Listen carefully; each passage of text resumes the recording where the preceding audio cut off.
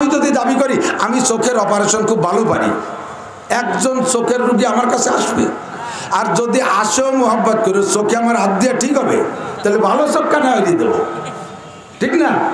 আমি যদি মাইকিং করে দেই আগামীকালকে আজকে মাহফিল হবে, আগামীকালে এই মাঠে আমি সমস্ত মেয়ে ছেলেদের জন্য সুন্দর সুন্দর চেম্বার করতেছি, আমি নিজে হাতে প্রত্যেকে আলাদা আলাদা ব্যবস্থায় নিজে হাতে সিজার করব, আমি মৌলানা নাসির ডাক্তার। আসবে কেউ? যদি কেউ আসে তাহলে ওই মহিলার সিজারে হাত দিয়ে আমার ঠিক হবে? বাচ্চার যদি বটিতে কাটি কুটি খালি বের হলাম, পরে নাড়ি কাটতে যদি ভাষের তো অন্য কিছু কেটে ফেলে দিই, এরকম অ্যাক্সিডেন্ট হতে পারে কি পারে না? আমার ওতে হাত দেওয়া ঠিক হবে না। আমি এই জগতে বিশেষজ্ঞ, ওই জগতে বিশেষ অজ্ঞ, এই জগতে বিশেষজ্ঞ। আমি যদি বলি আল্লাহ আমি জনগণের এক মুঠ মাল কোনোদিন মারি খাই নেই, একটা টোন মারি নেই, মন মারি নেই, করোনার ভাতা মারি খাই নেই, আমি এই আকাম জীবনও করি নেই। আল্লাহ বলবে কেন করো নাই? ওই যে আল্লাহ আমার হাতে আসে নাই, তা খাবো কি? তাহলে এই টোন মারা, মন মারা, রাস্তা মারা, খাল মারা, করোনা ভাতা মারি খাওয়ার যে অপরাধ, ওই অপরাধে আমি অপরাধী না, এতে আমি অত বড় বুজুর্গ না। যদি কোনো চেয়ারম্যান এগুলো মারি না খায়, যদি কোনো মেম্বার মারি না খায়, ওই চেয়ারম্যান মেম্বারেরটা কারামতি। কথা বলেন? সে হাতে পাইয়ে খাই নাই, সে পাইতে খাই নাই, আমি তো পাইনি বলে খাইনি। আমি যদি বলি আল্লাহ জীবনেও কোনোদিন রোডের মাল মারিয়ে খাইনি, আমি পিস খোয়ামো এগুলো কোনোদিন বেশি খাইনি, কেন খাও নাই? আল্লাহ ওর কন্ট্রাক্টারই আমি করি নাই, তা আমি খাবো কি? তাহলে এটা কারামতি না। যদি কোনো কন্ট্রাক্টর মারিয়ে না খাইয়ে যথাযথ কাজ করে, ওই কন্ট্রাক্টর মফিজ উদয়পুর মাদ্রাসায় পড়তো আমার কাছে, ওকে বাড়িও মোল্লারহাট উদয়পুর, আমি উদয়পুর পড়াইতাম অনেক আগে, প্রায় 27-28 বছর আগের কথা। তো ওই মফিজ একদিন বলতেছে হুজুর আমাদের বাড়ি দুটো কাঠমিস্ত্রি হিন্দু, এই 7 পাট বলতোর বাড়ি, ওরা কাঠমিস্ত্রির কাজ করে। তো আজকের নগদ ঘটনা হুজুর, আমার আব্বা হজেতে আছে কয়েকদিন আগে, ওর আব্বা হজে গেছে, চেহারাও ফর্সা, মেহেদি লাগাইয়া দাড়িকে লাল মিসমিসে মানে কুচকুচে লাল করে ফেলাইছে, টকটকে লাল, ও কালো আলো কুচকুচে, লাল আলো টকটকে না, লাল টকটকে করে ফেলাইছে, আর চশমাও সেরকম লাগাইছে, লাল একটা রুমাল মাথায়, ঘিয়ে রঙের একটা জুব্বা গায়ে, লাল একটা বড় কার্পেট জায়নামাজ। এরপর বৈশা সকালবেলা আলগা, আমার একটু বাতাস লাগতে দিয়েন না, এই গলা বসা শুরু হয়ে গেছে, ঘুরে দেন, কোনো বাতাস যেন লাগে না। লাল একটা জায়নামাজ বিছাইয়া আলগা বারান্দায় পূর্ব দিক ফিরে বসে আমার আব্বা কোরআন শরীফ তেলাওয়াত করতেছে। মক্কা থেকে বড় একটা কোরআন শরীফ নিয়ে এসে, এরকম বড় বড় বড় অক্ষর, সাদা চকচকে পাতা। ওই কাঠমিস্ত্রি হিন্দু দুটো ছেলে উঠোনের পূর্ব পাশে বসে কাজ করতেছে, ওরা কয় কোপ দিয়ে কাঠে আমার আব্বার দিক তাকায় বসে রয়েছে, আর কুপায় না আতুরও বাইর হইলা, তো তাকাই রয়েছে। আমি যে বলতে যাই কি ব্যাপার, কোন দিক থেকে রয়েছে, কাজ কর। তো বলতেছে যেটা দাদা কি কাজ করব, তোমার আব্বার দিক তাকাই আমাদের চোখ ফিরেতে পারতেছি না। এইরকম চেহারা তো চোখে বলে না। আমাকে মুসাইরা যত বুড়ো হয় তত বেকাজা দেওয়া যায়, বেশি বুড়ো হয়ে গেলে সুলাকুত্তর মতো দেওয়া যায়। আর তোমার বাপরে যে কিরকম দেখা যাচ্ছে, ওকে বর্ণনা মফিজ কইছে, আর আমি তাই নকল করলাম।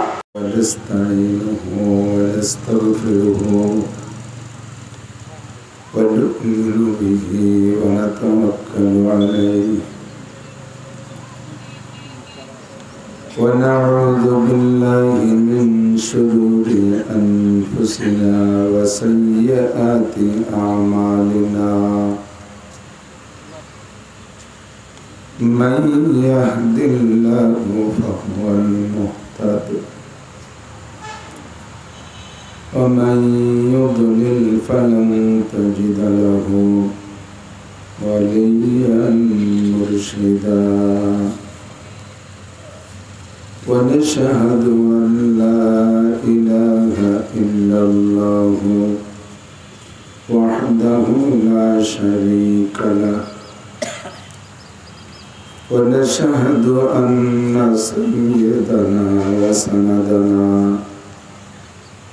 وحبيبنا وطبيبنا وطبيب قلوبنا ومولانا محمدا عبد الله ورسوله صلى الله تعالى عليه وعلى آله وصحبه وبارك وسلم تسليما كثيرا أما بعد فأعوذ بالله من الشيطان الرجيم بسم الله الرحمن الرحيم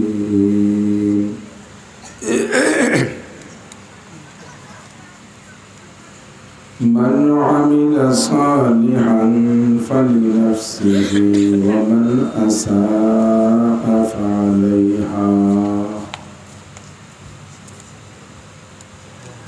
وقال محمد رسول الله صلى الله عليه وسلم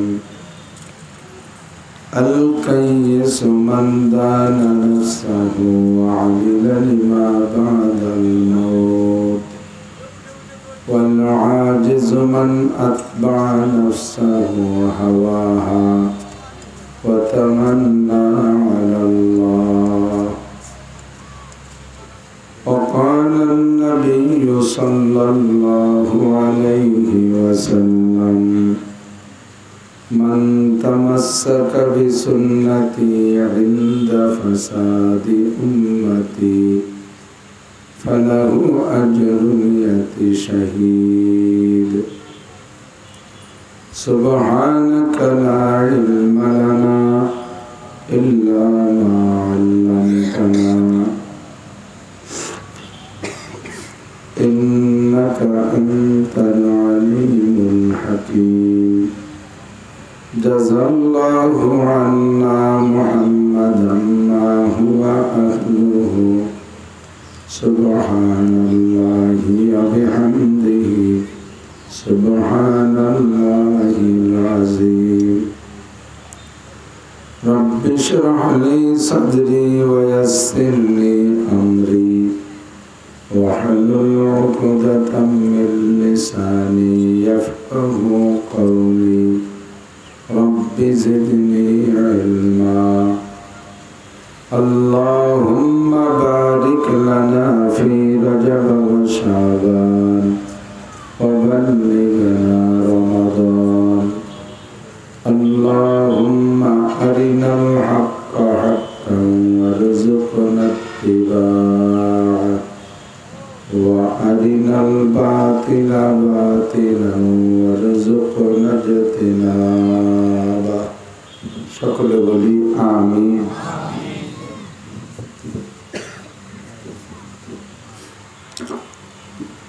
একটু দরুদ শরীফ পড়ি আল্লাহুম্মা সাল্লি আলা মুহাম্মাদিন ওয়া আলা আলি মুহাম্মাদ কামা সাল্লাইতা আলা ইব্রাহিম وعلى آل إبراهيم إنك حميد مجيد اللهم بارك على محمد وعلى آل محمد كما باركت على إبراهيم وعلى آل إبراهيم إنك حميد مجيد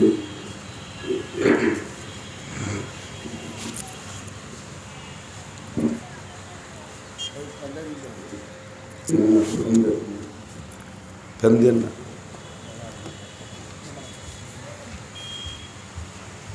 এটা ধরতে হয় না এর মধ্যে কিছু হারাই গেলে আপনি দিন হয়ে গেল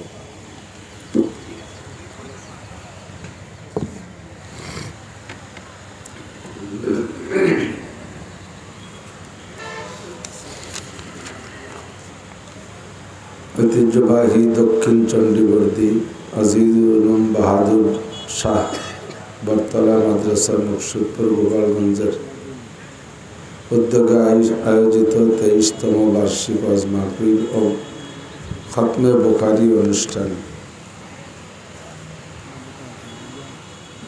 অধ্যক্ষের মাহফিলের সম্মানিত সভাপতি, মাদ্রাসার সুযোগ্য মোহতামিম সাহেব হুজুর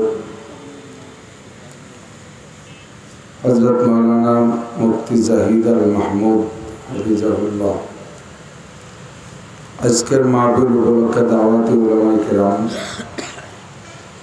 এই অঞ্চলের অন্যান্য উলামায়ে কেরাম, আইমায়ে মাসাজিদ,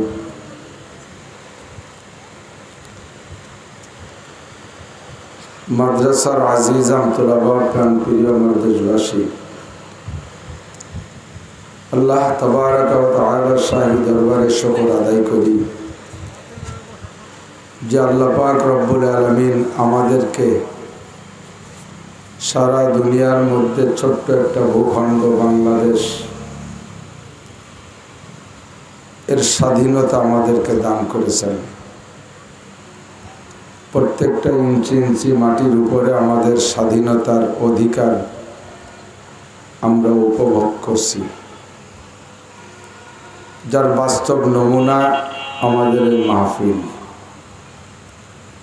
যে দেশ থেকে বাংলাদেশে ইসলাম আসছে, সৌদি আরব, মক্কা মদিনা, সেখানেও শুধুমাত্র এক আরাফাতের ময়দান ছাড়া হজের 9 তারিখে সেখানে আসরের আগ পর দিয়ে একটা খুতবা হয় আরবি ভাষায়, বঙ্গানুবাদ হয় না, অন্য কোনো ভাষায় অনুবাদও হয় না। এছাড়া সৌদি আরবের কোনো জায়গায় এভাবে খোলা ময়দানে উন্মুক্ত পরিবেশে মাহফিল করার অনুমতি নেই। আমি সৌদিতে অনেক মাহফিল করেছি, কিন্তু খোলা মাঠে না, রেস্ট হাউসের ভিতরে, বড় বড় হোটেল, ওদের ভাষায় বলে ইস্তেরাহা, এই ইস্তেরাহার ভিতরে সাউন্ড বক্স দিয়ে সাউন্ড বাইরে যেতে পারবে না, ভিতরে বসে কথা বলতে হবে, অনুমতি নেওয়া লাগবে একেবারে হাই অফিস থেকে। মালয়েশিয়া আমাদের পাশে একটা মুসলিম কান্ট্রি, ইসলামী হুকুমত বাস্তবায়ন না হলেও মুসলিম শাসিত দেশ, সেখানেও মাহফিলে গিয়েছি, এভাবে খোলা ময়দানে মাহফিল করার অনুমতি নেই।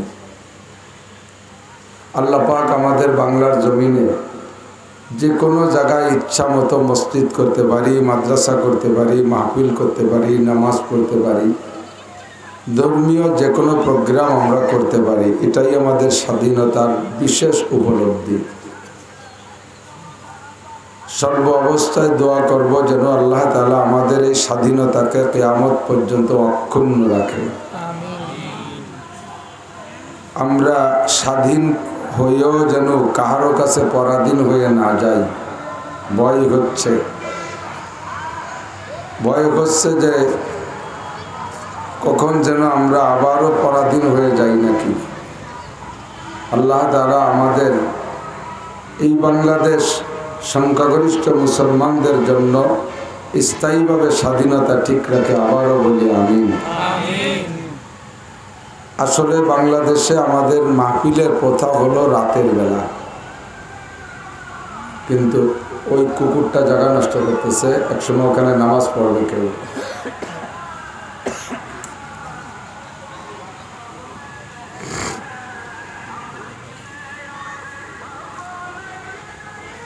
তো বক্তাদেরকে সময় মতো মিলানো কঠিন। মৌলানা জাহিদ সাহেব যখন যেভাবে পাইছে সেভাবে মিলাইয়া রাত্রে উনি সময় খুব একটা বের করতে পারে নাই। এজন্য দিন থেকে প্রোগ্রাম আর খতমে বুখারী আসাহুল কুতুবে বাদা কিতাবিল্লাহ, আল্লাহর দুনিয়ায় কোরআনের চাইতে বড় সঠিক সত্য কিতাব নেই। আর এরপরেই সেকেন্ড কিতাব, দ্বিতীয় সত্য কিতাব, যার কোথাও কোনো সন্দেহের অবকাশ সারা দুনিয়ায় কোনো মুহাদ্দিস আজও পর্যন্ত করতে পারেনি। সে কিতাবটার নাম হলো বুখারী শরীফ। কোরআনে কারিমের সত্যতা আল্লাহ পাক নিজেই চ্যালেঞ্জ করে বলেন, ওয়াইন কুনতুম ফি রাইবিম মিম্মা নাযালনা আলা আবদিনা ফাতু বিসূরাতিন মিন মিসলিহি। আল্লাহ বলেন জালিকাল কিতাবু লা রাইবা ফি। আল্লাহ বলেন কুল্লা ইনজতামাতিল ইনসু ওয়াল জিন্নু আলা আন ইয়াতু বিমিসলি হাযাল কুরআন লা ইয়াতুনা বিমিসলিহি ওয়ালাউ কানা বাযুহুম লিবাযিন যাহিরা। আল্লাহ বলেন তোমাদের যদি সন্দেহ হয়, আমার এই কিতাবের মধ্যে কোনো সন্দেহ নেই, আগে বলেছেন সূরা বাকারার প্রথম অংশে, আমার এই কিতাবের মধ্যে কোনো সন্দেহ নেই। ওই সূরার ভিতরেই বলেন যদি তোমাদের সন্দেহ হয় তাহলে কোরআন শরীফে 114টা সূরা আছে। সবচেয়ে বড় সূরা বাকারা, সবচেয়ে ছোট সূরা কাউসার অথবা আসর। এই ছোট্ট থেকে একটা ছোট্ট সূরার মতো সূরা তোমরা বানায় দেখাও। এরপরে আল্লাহ পাক অন্য আয়াতে বলেন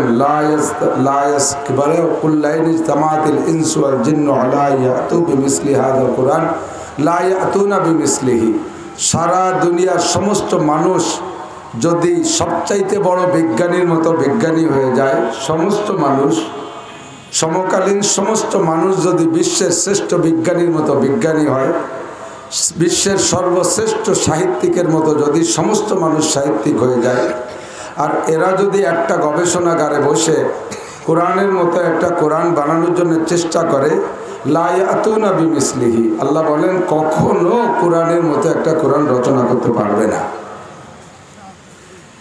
এর ভাষা চয়ন, এর আয়াতের মিল, তর্জমার ভিতরে গভীরতা, জ্ঞান বিজ্ঞান সামাজিক রাজনৈতিক সব কিছু মিলেইয়া এমন পরিপূর্ণ কিতাব জগতে আর আসে নাই, আর আসবে না। কাজেই দুনিয়ার কোনো পণ্ডিতের সমকক্ষ কিতাব বানাইতে পারবে ঠিক না?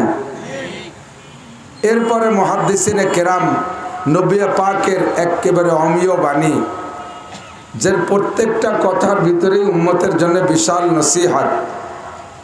আপনারা যারা জেনারেল পড়াশোনা করেছেন, বড় বড় মনীষীদের বই পুস্তক পড়েছেন, খ্রিস্টান বিজ্ঞানী, খ্রিস্টান মহামনীষী, হিন্দু মহামনীষী, বুদ্ধ মহামনীষী, বড় বড় পণ্ডিতদের অনেক লেখালেখনি আপনারা পড়েছেন। তাদের অনেক নসিহতও আছে, উপদেশও আছে, যে উপদেশগুলো খুব শিরোধার্য, গ্রহণযোগ্য। তবে এক একজনের, যত বড় পণ্ডিত হোক না কেন, এক একজনের খুব গুরুত্বপূর্ণ ইম্পর্টেন্ট যেগুলো অত্যন্ত গ্রহণযোগ্য বাণী, এরকম বাণী 100, 200, 500-র বেশি না।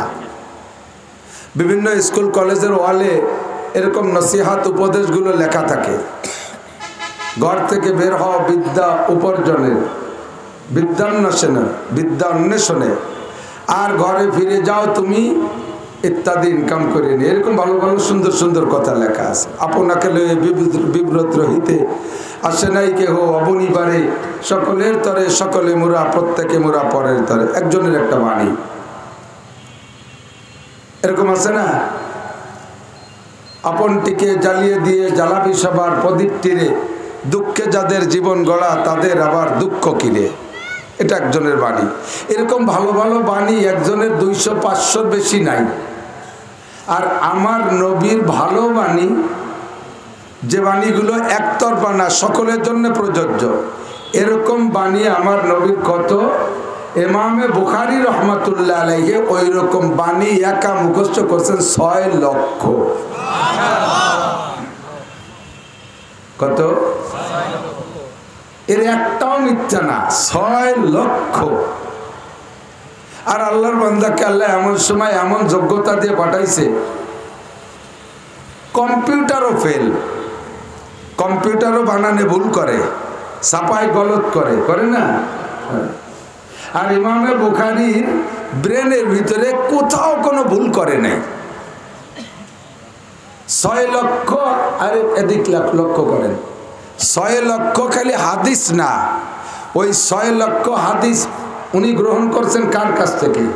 ওই লোকটার বংশ পরিচয়, চারিত্রিক অবস্থা কেমন, সে গ্রহণ করছে কার কাছ থেকে, তার বংশ পরিচয় কেমন, তার চরিত্র কেমন, এমন করে যাইতে যাইতে সাহাবায়ে কিরাম পর্যন্ত প্রত্যেকের জীবন ইতিহাস সহ এই 6 লক্ষ হাদিসের বর্ণনা উনি দিয়েছেন, যেটা এ জগতে আর কাহারও দ্বারা সম্ভব হয় নাই, আর হবেও না। 6 লক্ষ থেকে বাছাই ছাঁটাই করে একেবারে পরিষ্কার করে বুখারী শরীফের ভিতরে 4,000-এর থেকে একটু বেশি, 4,500 সামথিং হাদিস উনি এর ভিতরে নিয়ে আসছেন। আর বাকিগুলো অন্য কিতাবে উনি লিখেছেন, তবে একেবারে ফ্রেশ। এর এক একটা হাদিস লিখতে কি করেছেন? 16 বছর ধরে বুখারী শরীফ লিখছেন। এক একটা হাদিস লিখতে একবার গোসল কইরা হেরেম শরীফের পাশে দাঁড়াইয়া, হেরেম শরীফের ভিতরে দাঁড়াইয়া, কাবার পাশে দাঁড়াইয়া 2 রাকাত নামাজ, প্রত্যেকটা হাদিস, ছোট্ট একটা হাদিস, খায়রুকুম মান তাআল্লামাল কুরআনা ওয়া আল্লামা, এর ছোট হাদিস আছে, এরকম ছোট্ট একটা হাদিস লিখতে গোসল করছেন, 2 রাকাত নামাজ পড়েছেন, মুরাকাবা করছেন, নবী পাকের সাথে আধ্যাত্মিক তাল্লুক সম্পর্ক কইরা সেখান থেকে অনুমতি পাইয়া তারপরে কিতাবে লিখছেন। আমরা পড়তে যাইও ওযু করি না, আমরা পড়তেও ওযু করি না, আর প্রত্যেকটা হাদিস লিখতে ওযু কইরা 2 রাকাত নামাজ পড়ে মুরাকাবা করে তারপরে হাদিস লিখছে। আল্লাহু আকবার। বাড়ি ওনার রাশিয়া, ইমামে বুখারীর বাড়ি রাশিয়ার খুরাসান, বুখারা, রাশিয়ার বুখারা একটা প্রদেশ, এই বুখারায় বাড়ি। খবর পেয়েছেন ইরাকে একটা লোকের কাছে একটা সহিহ হাদিস আছে। ইরাকে যানবাহন তো রেলগাড়িও নাই, বাসও নাই, ভ্যানও নাই, সাইকেলও নাই, একটু ঘোড়া গাদা, কখনো ঘোড়ার পিঠে, কখনো গাদার পিঠে, কখনো উটের পিঠে, কখনো পায়ে হেঁটে, এমন করে এই রাশিয়ার বুখারা থেকে 3000 কিলোমিটার পথ অতিক্রম কইরা ইরাকে যাইয়া ওই লোকটারের সন্ধান খুঁজে বের করছে। যে তাকে পেয়ে গেছে, পেয়ে তাকে বলছে, ভাই আমি শুনেছি, আমি শুনেছি তোমার কাছে নবী পাক সাল্লাল্লাহু আলাইহি ওয়াসাল্লামের একটা সহিহ হাদিস আছে, সত্যই কি আছে? বলে হ্যাঁ আছে, আমার কাছে একটা সহিহ হাদিস, সনদ সহি, মানে মিডিয়া মাধ্যম, যার মাধ্যমে শুনেছো, এগুলো কি সঠিক? বলে 100 তোমার কি মনে আছে সকলের ইতিহাস? বলে হ্যাঁ তাও আছে। তাহলে আমাকে হাদিস খান একটু দিতে হবে। তো ইমাম বুখারীকে উনি চেনে না তখনও, ইমাম বুখারী ওভাবে প্রসিদ্ধ হয়নি, তখনও লিখতেছেন কিতাব, তখনও উনি হাদিস সংগ্রহ করতে, লিখতেছেনও না, সংগ্রহ করতেছেন। এবার ওই লোকটা বলছেন, আমার এই ঘোড়াটা ছুটে গেছে, আমি ঘোড়াটাকে একটু ক্লোজ করে একটু বেঁধে রেখে তারপর তোমাকে হাদিসটা বলি, তাহলে আমি ভালো বলতে পারবো। আচ্ছা ঠিক আছে। তো ঘোড়াটা দৌড়াদৌড়ি করতেছে, ওকে ধরার জন্য উনি 1 মুঠ ঘাস নিয়ে ঘোড়াকে প্রলোভন দিয়েছে, লোভ দিয়েছে, ঘোড়া দৌড়াচ্ছে, আয় তোরে ঘাস খাইতে দেবো। তো ঘোড়া ঘাসের লোভে ওনার কাছে আসছে, ঘোড়ার গলায় রশি দিয়ে উনি গাছের সাথে বাঁধে ঘাস মুঠে দূরে ফেলাই রেখে এবার বলতেছে, তাল আসো আমি তোমার হাদিস শোনাই। ইমামে বুখারী ওই কারবার দেখিয়া উনি তোর কাছ থেকে হাদিস নেব না, কয় সহিহ হাদিস। বলে ওবার সহিহ হোক, যত সহিহ হোক, তোমার থেকে আমি হাদিস নেব না। কারে ভাই, নবীর হাদিস তো আমার থেকে নিবা না, কার থেকে নিবা? তুমি হাদিস পাইলে হলো। কয় না, নেবই না। কেন নিবা না? কয় তুমি এই ঘোড়ার সাথে প্রতারণা করতে পারছো, তাহলে হাদিসের সাথে করবা না, তার বিশ্বাস কি? এই ঘোড়ার একটু পরে এই গাছ খাতি দিবা, তে এখন ঘাস মুঠ দিয়ে দিলে অসুবিধা ছিল কি?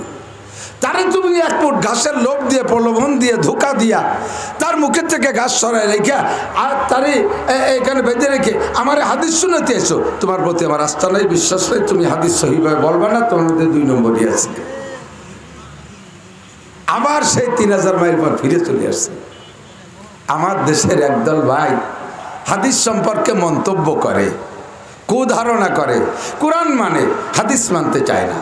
কোরআন মানে এরা দাবিও করে আমরা আহলে কোরআন, তফসির খুব পছন্দ করে, তফসির মাহফিল করে, তফসির নিজেরাও করে, আরও কেউ দিয়ে তফসির করায়। হাদিস বলতে গেলে সেই সময় একটু কেমন কেমন করে।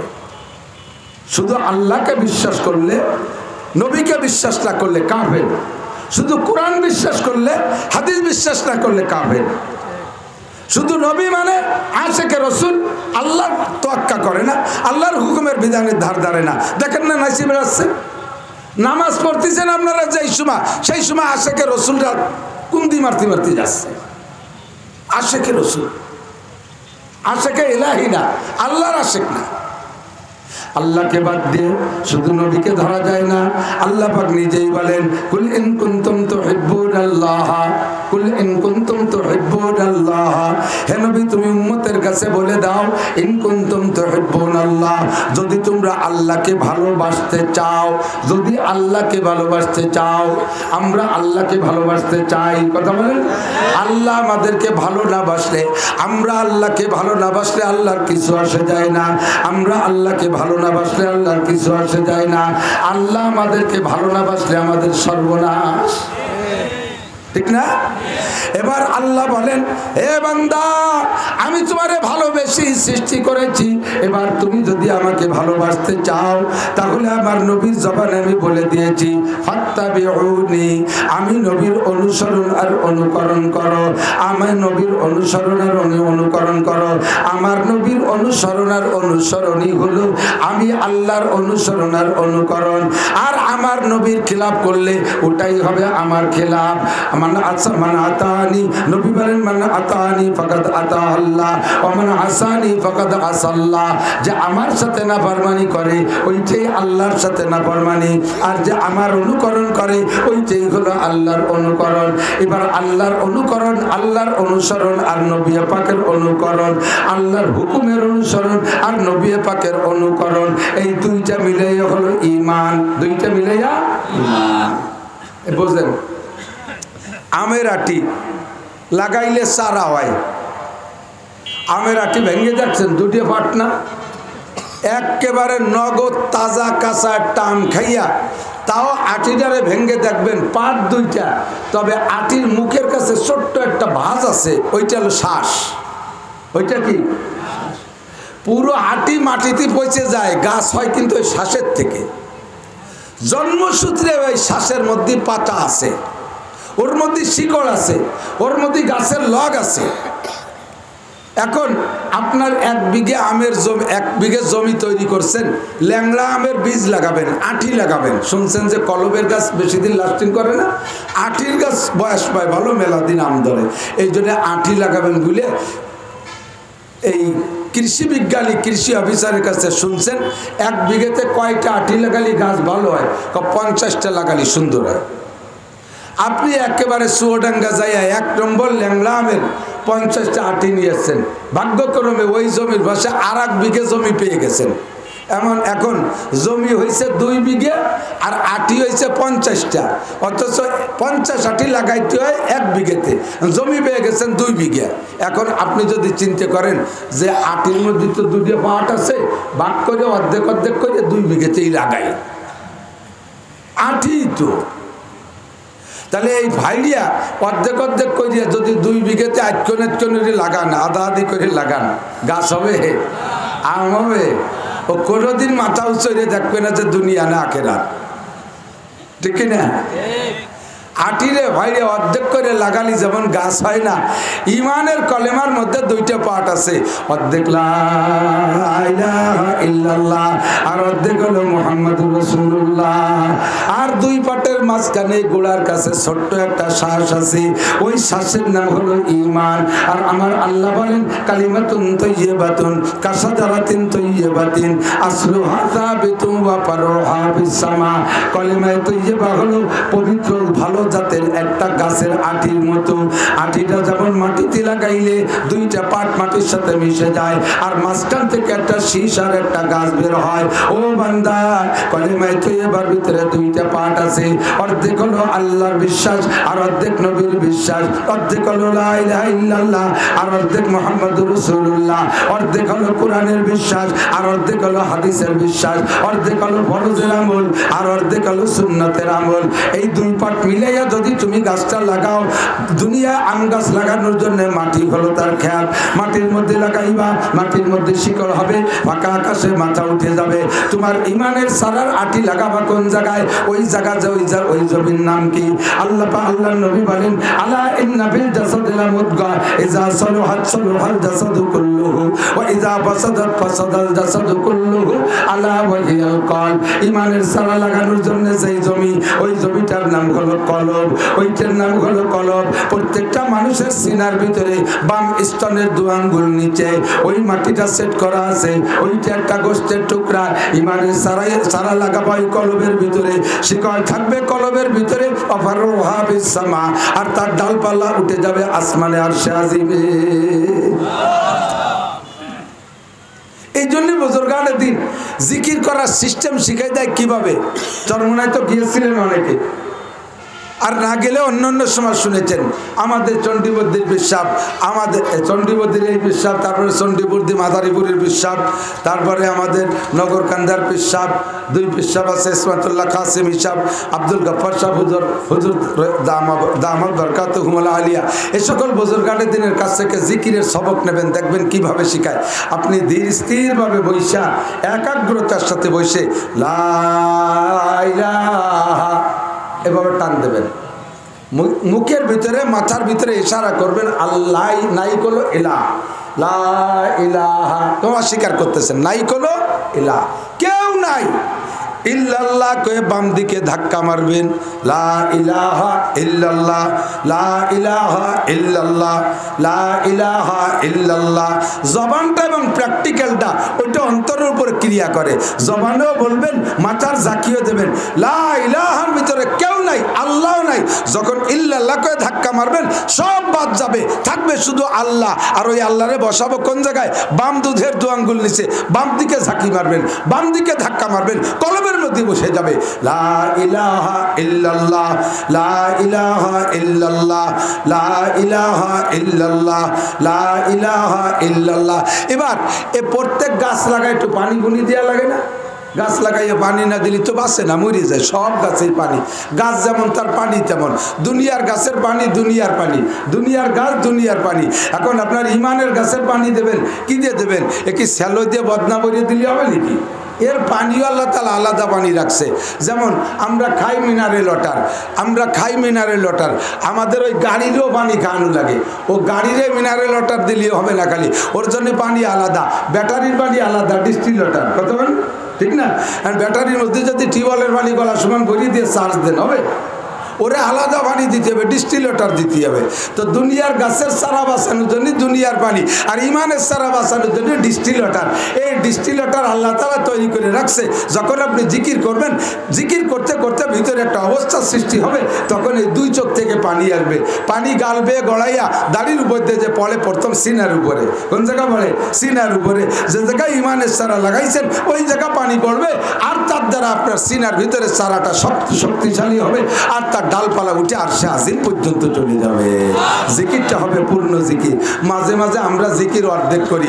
ভাই সহি না গলত এ নিয়ে আমি ঝগড়া করতে যাচ্ছি না, কারণ আমি যদি কই গলত আর এক দল এসে বিড়ি মেরে পড়ে, আর এক যদি কই যে এই জিকির সহি আর এক দল এসে আমার জাকাত দিয়ে গলায় গামছা দিয়ে টাইট করে ধরে বলবে হুজুরে পাইছেন কোন জায়গা। এই আমি জোড়া তালি দিয়ে দলিল দিয়া দাঁত দাঁড়ি না, আমার কাছে ক্লিয়ার জিকির যেহেতু আছে, আমি খালি খালি জোড়া তালি জিকির করতে যাব কেন? কেন আমি খোলা দলিল দিয়ে তাদের প্রমাণ করতে যাব? পূর্ণ জিকির হবে লা ইলাহা ইল্লাল্লাহ, লা ইলাহা ইল্লাল্লাহ। শুধু ইল্লাল্লাহ কইব কেন? কি দরকার আছে? আমার সময় এত কম পড়ছে কোন জায়গা? আমার সময়ের এত লস কি? আমার এত সময় কি দরকার? যে কলেমা আল্লাহ শিখাইতেছে, নবীও বলেন মান কানা আখিরু কালামিহি লা ইলাহা ইল্লাল্লাহ। নবী তো একবারও বলে নাই মান কানা আখিরু কালামিহি ইল্লাল্লাহ।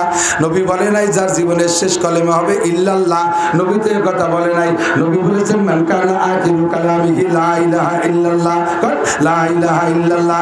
পরিষ্কার সহিহ হাদিস। থাকতে আমি কেন বাংটার মধ্যে যাব? কেন আমি জোড়া তালি দিতে যাব?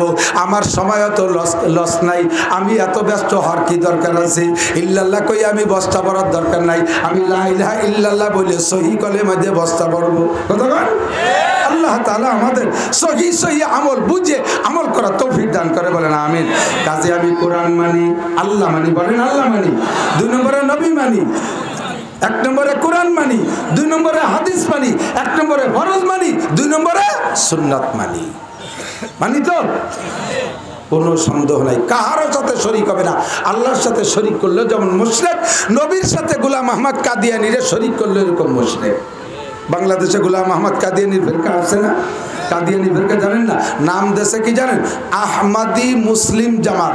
আপনারা জেনারেল শিক্ষিত মানুষ, কোরআন হাদিস সম্পর্কে জ্ঞান অবশ্যই আপনাদের তুলনামূলক কম আছে। একজন মুহাদ্দিস শাইখুল হাদিস হক্কানি আলেমের যে পরিমাণ ইলম আছে, আপনি এমএ পাস করে বিসিএস পাস করে এ দাবি করা আপনার গলত হবে। যেমন আমি যদি দাবি করি আমি চোখের অপারেশন খুব ভালো পারি, একজন চোখের রোগী আমার কাছে আসবে, আর যদি আসেও মোহাব্বত করে চোখে আমার হাত দিয়ে ঠিক হবে, তাহলে ভালো চোখ কেন হয়ে দেবো? ঠিক না?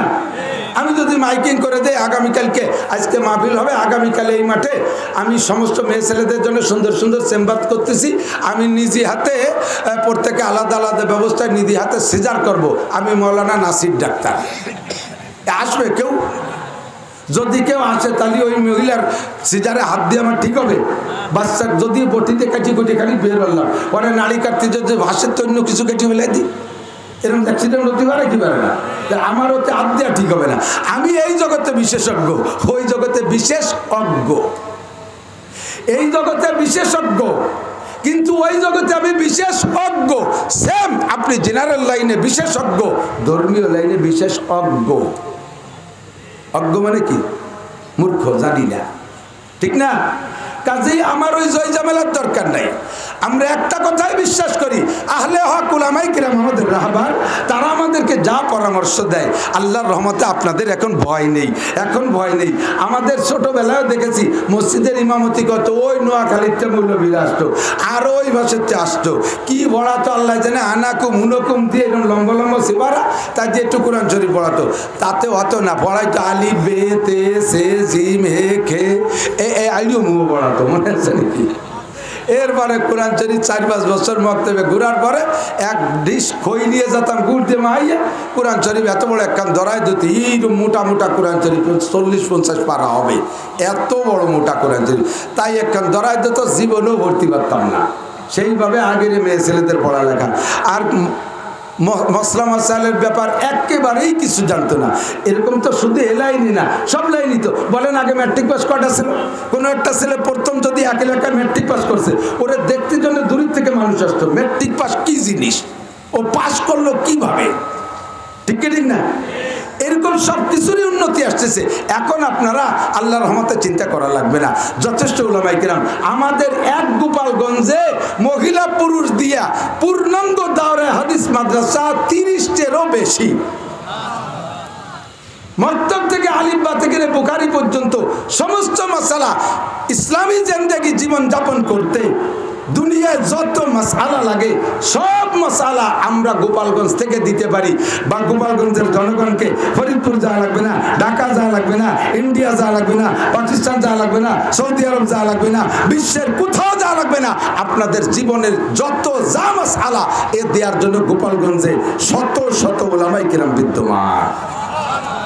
কাজেই কে আইসে আমারে আহমাদি মুসলিম জামাতের পরামর্শ দিল, কে আমারে হেজবুত তাওহীদের পরামর্শ দিল, আর আমি সেইটা ভালো লাগলো আর বুঝে সেই দিক দৌড় দিলাম।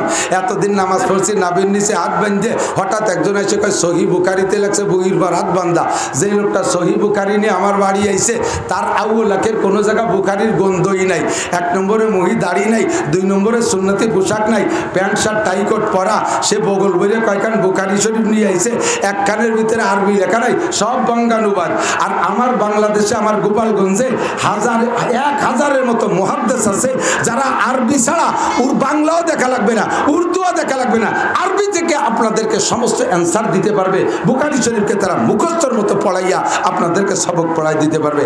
এই সকল মুহাদ্দিসদের বাদ দিয়ে আমাদের এই পাঙ্কু মুহাদ্দিসরা আছে আমাদেরকে রমজান মাসে তারাবির নামাজ 8 রাকাত পড়ানোর জন্য, বেতের নামাজ 1 রাকাত পড়ানোর জন্য, বুহির বা ছানা বান্ধানোর জন্য, গবা গব কানে উলো দেওয়ার জন্য, জোরে একটু সিলে আমিন করানোর জন্য, তারাবির নামাজ কি বলে জানাজার নামাজে সুরো ফাতিহা পড়ানোর জন্য, ঈদের নামাজে 12 তাকবীর দেওয়ার জন্য। আরে বেটা, আমরা তোর কাছে ধর্ম নিয়ে ঠেকানা, আমাদের যাদের কাছে অনুসরণ করতে হবে এরকম উলামায়ে কিরাম গোপালগঞ্জে ভরা। কথাগণ কোথাও যাওয়া লাগবে না। তবলিগ কার কথায় করব তা বোঝানোর জন্য গোপালগঞ্জে হুজুর আছে, আর ধর্ম কার কথায় করব তা বোঝানোর জন্য গোপালগঞ্জে হুজুর আছে। আল্লাহর রহমতে সেই বুখারী মাদ্রাসা আমাদের গোপালগঞ্জে 30টা, তার ভিতরে আপনারা চণ্ডীবুদ্ধি একটাও ভাগে পাইছেন। ভবন ছোট, ঘর বাড়ি নাই, ওর মধ্যে বড়াই কোন জায়গা আমি তাই কদিন তালাশ করে পাই না। আজকে আমারে নিয়ে গেছে দেখাতে, আল্লাহু আকবার। ভবন একটা জোরছে 36 পিলার, তার 12টা কেবল হয়েছে আর 24টে বাকি আছে। ওখানে বুখারী শরীফের ক্লাস হবে। বুখারী শরীফ এমনই একটা কিতাব, কোরআন শরীফ পড়ে দোয়া করলে যেমন দোয়া কবুল হয়, হাদিসের ভিতরে এরকম আসে নাই যে বুখারী পড়ে দোয়া করলে কবুল হয়। কিন্তু বুজুর্গানে দিনের বাস্তব অভিজ্ঞতা, বুজুর্গানে দিনের বাস্তব অভিজ্ঞতা, মুহাদ্দিসিনদের একদল যাইতেছে জাহাজে করে হজে, জাহাজে করে হজে যাচ্ছে। তো ওই জাহাজে থাকা অবস্থায় সাগরের ভিতরে এমন ঝড় ছাড়ছে, ওয়াহিয়া তাজরি বিহিম ফি মাউদিন কাল জিবাল, সাগরের ভিতরে জাহাজ চলতেছে কেমন যেন পাহাড়ে এসে ধাক্কা মারতেছে। সাগরের ঢেউ তো সেরকম নাকি বলেন? সাগর যেমন তার ঢেউ তেমন, আমাদের নদী যেমন ঢেউ তেমন।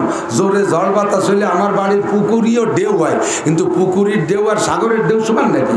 পুকুরির ঢেউর মধ্যে যে আসে ড্যান্স করে বেড়াচ্ছে, জল হয় আপুরি ঢেউ হয় আর আসে তার মধ্যে যে নেচ নাড়াইয়ে ড্যান্স করতেছে। আর সাগরের ভিতরে যখন জল ওঠে তখন হাঁস আর মুরগির খবর থাকে না। বিশাল বিশাল জাহাজ, এর কাপ্তানদের জিব্বায় পানি থাকে না, যাত্রীদের কলিজা শুকিয়ে যায়, পায়খানা আইছে সেই পায়খানা গায়েব হয়ে গেছে, আড়াই গেছে ঢেউ ঠেলায়। আমি এই পদ্মা পার হই একবার, মনে আছে 23-24 বছর আগের কথা, আরিচার রুটে ক্ষুধা লাগছে সারাদিন গাড়িতে, সে সময় তো পর্যন্ত যাইতে গোপালগঞ্জে অনেক সময় লেগে যেত। তো যা লঞ্চে যাইতেছি, পাউরুটি আর কলা কিনছি, তো আগে কিছুক্ষণ খাইছি, অল্প একটু মানে অর্ধেক খাইছি, এর ভিতরে একটা লোকমা, এক হাতে তো কলা আর এক হাতে রুটি, ঢেউর এমন জোরে আসছে ঢেউর ধাক্কায় এই কলার রুটি মাঝপথে থামিয়ে রয়েছে, এদিকেও যায় না ওদিকেও যায় না। আমার হুশ এরকম ধরিয়ে রয়েছি না। পরে জিকির করতে করতে দোয়াই নুস পড়তে পড়তে যখন নদী সমতলে গেছে তখন দেখি যে কলার রুটি এই জায়গা ধরা রয়েছে, তাই এদিক ওদিক সরে নাই। আর সাগরের ঢেউ কেমন হতে পারে ওই অবস্থায় মুহাদ্দিসিনে কেরাম, হাজি যাত্রীরা সকলেই তো বিশাল টেনশনে। ইতিমধ্যে ওলামাই কেরাম যারা মুহাদ্দিসিন ছিলেন তারা কিতাব ভাগ করে নিয়ে এই বুখারী শরীফ ওই জায়গা খতম দেওয়ার ব্যবস্থা করে নিয়েছে। বুখারী শরীফ ছিল সাথে, তো বুখারী শরীফ খতম কইরা, বুখারী শরীফ 30 পারা, পুরো বুখারী শরীফ কোরআন শরীফের মতো 30 পারা, 30 জন মুহাদ্দিস 30 পারা ভাগ করে নিয়ে 1-1.5 ঘন্টার ভিতরে পড়া এরপরে আল্লাহর কাছে দোয়া করছে। আল্লাহ পাক রব্বুল আলামিন সাগরকে নীরব করে দিয়েছে, শান্ত করে দিয়েছে, আর সকালে গন্তব্যে হজে চলে গেছে। সুবহানাল্লাহ। বহুবার প্রমাণ আছে এই বুখারী শরীফ পড়ে দোয়া করলে দোয়া কবুল হয়। বুজুর্গানে দিন স্বপ্নে দেখে মদিনার থেকে এরকম নূর উঠে আসতেছে। দেখেন না পদ্মা নদীতে ড্রেজারে যখন বালু কাটে, পাইপ যে জায়গা, পাইপের মুখ যেখানে শেষ, বালি ও জায়গায় পড়ে না, সিটে যে অনেক দূর পড়ে, এরকম দূরে যে অনেক দূর পড়ে, ড্রেজার দিয়ে ভাবে পানি বেলায় না। তো ওই রকম দেখা যাচ্ছে যে মদিনার থেকে নূর ছুটছে, আলোর এরকম ড্রেজারের মাথার পাইপের বালুর মতো আলো ছুটছে। এগুলো এক জায়গায় না, বিভিন্ন জায়গায় যে পড়তেছে, বিভিন্ন জায়গায় যে পড়তেছে। আল্লাহু আকবার। পরে বুজুর্গানের দিন এই নিয়ে পরীক্ষা নিরীক্ষা করে দেখে, যিনি স্বপ্নে দেখেছেন ওনার কাছে বিবরণ জানছে কোন কোন জায়গা পড়তে দেখছেন। তৎকালীন বিশ্বে যে কয় জায়গা বুখারী শরীফের দর্শ হচ্ছিল, ক্লাস হচ্ছিল, মদিনা থেকে সেখানে গিয়ে নূর পড়তেছে। আমাদের সৌভাগ্য আমাদের গোপালগঞ্জে 30 জায়গা পড়তেছে ইনশাআল্লাহ, তার ভিতরে চণ্ডীবদ্দী মাদ্রাসাও পড়তেছে। আমার সব কিছু মিলাইয়া আমাকে যদি আল্লাহ তাআলা হাজার হাজার কোটি টাকার মালিক বানাইতো, তাহলে আমি এই টাকাগুলো নিজের ভোগ বিলাসে ব্যবহার করতাম না। আমার একান্ত প্রয়োজন ছাড়া বাকি টাকাগুলো আমি ধর্মের কাছে খরচ করতাম। আমি বুখারীর ক্লাসে, আমি কোরআনের ক্লাসে, যেখানে বুখারীর ক্লাস হয় সে জায়গা যদি মদিনা থেকে নূর আসে, যে জায়গা আল্লাহর কোরআনের ক্লাস হয় সেখান থেকে আরশে আজিমে থেকে নূর আসে। কতক্ষণ ঠিক না? আরশে আজিম থেকে নূর আসে, আরশে আজিম থেকে নূর আসে। তো দোস্ত, আল্লাহ পাক আমাদেরকে আজকে খতমে বুখারীর এই প্রোগ্রামে অংশগ্রহণ করার তৌফিক দিয়েছেন। আপনাদের আমাদের সকলের ভাগ্য ভালো। মাই ইউরিদিল্লাহু বিহি খায়রান ইউফাক্কিহু ফিদ্দিন। সকলকে আল্লাহ তাআলা ভালো কাজ করার তৌফিক দেয় না। এই সাআদাত বাজুরে বাজুনিস, যতটুকু ভালো কাজ করছি এটা আমার বাহু বলে নয়, আমার শক্তির বলে নয়। যদি শক্তির বলে হইতো, ও যুবক খেয়াল করো, যদি শক্তির বলে হইতো তাহলে আমাদের চাইতে শক্তিশালী পুরুষ এই মকসেদপুর আরো আছে না নাই? যদি অর্থের বলে হইতো, আমাদের যে ধনী মানুষ রয়ে গেছে কিনা তারা আসতো, শক্তিশালীরা আসতো। যদি শিক্ষার বলে হইতো তাহলে বহুত বড় বড় পণ্ডিত রয়েছে, তারা আসতে পারে নাই, তারা এসে বার দখল করতো, আমরা অশিক্ষিতরা সিট পাইতাম না। মাই ইউরিদিল্লাহু বিহি খায়রান ইউফাক্কিহু ফিদ্দিন। আল্লাহ যার ভালাই চান, মঙ্গল চান, কল্যাণ চান, কামিয়াবি চান, ইহকাল ও পরকালে শান্তি ও কল্যাণ কামিয়াবি চান, তাকে দিয়ে আল্লাহ তাআলা দ্বীনের কাজ করার তৌফিক দান করেন। তাকেই আল্লাহ তাআলা দ্বীনের কাজ করার তৌফিক দান করেন। আজকে দিনের বেলা আমরা চলে আসছি, এই টাইমটা আমাদের আসলে ওয়াজ করারও সময় না, শোনারও সময় না। আমরা এই বক্তারা আসি তো একতালে মাশাআল্লাহ, আল্লাহ তাআলা এর মাধ্যমে হাজার খানিক বক্তা বা তার চেয়ে বেশি বক্তাদেরকে আল্লাহ তাআলা রুজিরও ব্যবস্থা করে, মোটা রুজি আলহামদুলিল্লাহ, স্বীকার করি, অস্বীকারের কিছুই না, আল্লাহ তাআলা ভালো রুজির ব্যবস্থা করে। আমরা ওয়াজ করি তো ওয়াজের ময়দানে রাতের বেলা 2 ঘন্টা ওয়াজ করলে যে কষ্ট, দিনই ফিরে আধা ঘন্টার চেয়ে বেশি হয়ে গেছে কথা বলা। এই আধা ঘন্টার ভিতরে গাটা সব ঘামিয়ে গেছে, কষ্ট বেশি। আবার কর্তৃপক্ষ মনে হয় যে ওয়াজটা ওনার রাত্রি, দিনই টুক করে গেল ভাও সাইডে খাতি দিছে, এই তো বেশি, এগুলি আমাকে ওনারা মূল্যায়ন কম করে। এই টাইমটা ওয়াজ করাও না শোনাও না বাংলাদেশের জন্য, এই টাইমটা আমি একটা কথা বোঝাবো বিদায় বলছি, এদিক লক্ষ্য করেন। তাহলে এইটা আমাদের বাংলাদেশের জন্য ওয়াজ করা আর শোনার জন্য একটা আনটাইম, এটা আনসিজন, মূল টাইম হলো রাত্রে, তাই তো বলেন? তো প্রত্যেক ইবাদত যখন ইবাদতের পরিবেশ না, সিজন না, টাইম না, সময় সুযোগ না, বলকে প্রতিকূল পরিবেশ, বিরোধ পরিবেশ, অনুকূল পরিবেশ না, এই সময় ইবাদত করলে আল্লাহ পাক বেশি খুশি হয়। সব মানুষ দিন ভরে কাম কাজ করে, রাত্রের বেলা যতখানি সজাগ থাকা সম্ভব সজাগ থেকে ঘুমায়। রাত 2-3টের সময় মানুষের মূল ঘুমের সময় না, একেবারে টাইট ঘুমের সময় না, ওই সময় ফজরের রক্তও না, জোহরও না, আসরও না, মাগরিবও না, ঈশাও না, কোনো নামাজের রক্ত না। আল্লাহ পাক ওই টাইমটাকে একটা নামাজের রক্ত হিসেবে রাখছে। নবীর উপরে ফরজ ছিল, সাহাবায়ে কিরামদের জন্য ওয়াজিব ছিল। এখনো মক্কা মদিনায় সেই রক্তের জন্য একটা আজান হয়, তাহাজ্জুদের রক্ত। মক্কা এবং মদিনায় এবং সৌদি আরবের বড় বড় মসজিদে এই টাইমে আজান হয়, এখন ওই দেশে আজান হয়, আমাদের দেশে নয়। আমাদের জন্য ফরজও না, ওয়াজিবও না, সুন্নতও না, তাহাজ্জুদের নামাজ নফল, জাস্ট তাহাজ্জুদের নামাজ নফল, নিশ্চিত নিয়ত করবেন নফলের নিয়ত করে, তাহাজ্জুদের নামাজ নফল। যদি সুন্নত হইতো তাহলে আমাদের সকলের উঠে পড়া লাগতো, সুন্নত না বিদায় খেয়ার অনুমতি আছে, পড়লে নেকি আছে, না পড়লে নেকি নাই, গুনাহও নাই, গুনাহও নাই। তবে এদিক তাকান, ইশরাকের নামাজও পড়ি বেলা উঠলে, এটা একটা পড়ার একটা সুযোগ আছে, ওই সময় কেউ ঘুমায় না। আবিনের নামাজ পড়ি মাগরিবের পর, ওই সময় ক্ষুধাও লাগে না, ঘুমও আসে না। স্বাস্থ্যের নামাজ পড়লে পড়তে পারে 8টা, 9টা, 10টার সময় বেলা, এ টাইমে ঘুমেরও সময় না, কাজের একটু সময়, তবে তার থেকে ফারেক হয়ে আসতে পারি। কিন্তু ঘুম থেকে উঠে নামাজ পড়া কত কঠিন। আরো শীতকাল লেপের নিচে, আরো যদি এর আগে গোসল ফরজ হয়ে যায় তাহলে আরো বেকায়দা। এই ঠান্ডা পানিতে গোসল করিয়ে শেষ রাত্রি তাহাজ্জুদের নামাজ পড়া বিশাল কঠিন। এই জন্য আল্লাহ পাক ওই কঠিন সময়ের ইবাদতের প্রতিদানও সেরকম রাখছে। দুনিয়ায় যত নফল নামাজ আছে, সমস্ত নফল নামাজের ভিতরে শ্রেষ্ঠ নফল নামাজ তাহাজ্জুদের নামাজ। প্রতিকূল পরিবেশে ইবাদত করছো, ওই টাইমটা বড় কষ্টের সময়। সাহাবায়ে কেরাম নবী পাকের কাছে জিজ্ঞাসা করেছে, হে আল্লাহর নবী, আমরা তো আপনার সামনে বসে কলেমা পড়ে মুসলমান, তাই না, নাকি বলেন? নবী পাকের চেহারা দেখে কাফের মুসলমান হয়ে গেছে, নবী পাকের চেহারা দেখে কাফের মুসলমান হয়ে গেছে, নবী পাকের উম্মতের ভিতরে আলেমদের চেহারা দেখে কাফের মুসলমান হয়ে গেছে। খাজা মঈনুদ্দিন চিশতি রহমাতুল্লাহ আলাইহির ইন্তেকালের পরে দিল্লির বিশাল ময়দানে ওনার জানাজার জন্য নামাইছে লাশ।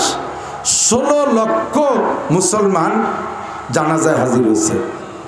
জায়গার স্পেস আয়তন হিসাব করে বের করছে যে 16 লক্ষ মানুষ উপস্থিত হয়েছে, কম বেশ। ওনার লাশ দেখার একটা সুযোগ দিয়েছে, মুসলমানরাও দেখছে, হিন্দুরাও দেখছে। তো ওই জায়গায় হিন্দুরা যারা ওনার লাশের চেহারা দেখছে, 1 লক্ষ হিন্দু জায়গায় দাঁড়ায় কলেমা পড়ে মুসলমান হয়ে গেছে। কত সাধু দেখলাম, মরার আগেও দেখলাম, পরেও দেখলাম, এইরকম চেহারা তো নেই, কথা বল না কেন? আর মুসলমান এমনিতেই বুজুর্গ হোক আর না হোক, দেখবেন মুসলমান যদি নামাজি মুসলমান হয়, যত বুড়ো হয় তত একটা চেহারা আলাদা আসে, বুড়ো হলে চেহারা বাড়ে। আরও যদি দাড়ি পেকে যায় আর লাল মেহেদি লাগায়, লোকটা যদি নিজেও ফর্সা হয়, সুন্নতি পোশাক পরে, লাল একটা রুমাল মাথায় দেয়, একটা এরকম একটা মানে গোল্ডেন কালারের সানগ্লাস চশমা চোখে লাগায়, খালি দেখতে মনে চায়, খালি দেখতে মনে চায়। আমার এক ছাত্র ছিল, নাম তার মফিজ, উদয়পুর মাদ্রাসায় পড়তো আমার কাছে। ওকে বাড়িও মোল্লারহাট উদয়পুর, আমি উদয়পুর পড়াইতাম অনেক আগে, প্রায় 27-28 বছর আগের কথা। তো ওই মফিজ একদিন বলতেছে, হুজুর আমাদের বাড়ি 2টা কাঠমিস্ত্রি হিন্দু, এই 7 পাট বলতোল বাড়ি, ওরা কাঠমিস্ত্রির কাজ করে। তো আজকের নগদ ঘটনা হুজুর, আমার আব্বা হজেতে আছে কয়েকদিন আগে, ওর আব্বা হজে গেছে, চেহারাও ফর্সা, মেহেদি লাগাইয়া দাড়িকে লাল মিসমিসে মানে কুচকুচে লাল করে ফেলাইছে, টকটকে লাল। ও কালো আলো কুচকুচে, লাল আলো টকটকে, না লাল টকটকে করে ফেলাইছে। আর চশমাও সেরকম লাগাইছে, লাল একটা রুমাল মাথায়, ঘিয়ে রঙের একটা জুব্বা গায়ে, লাল একটা বড় কার্পেট জায়নামাজ।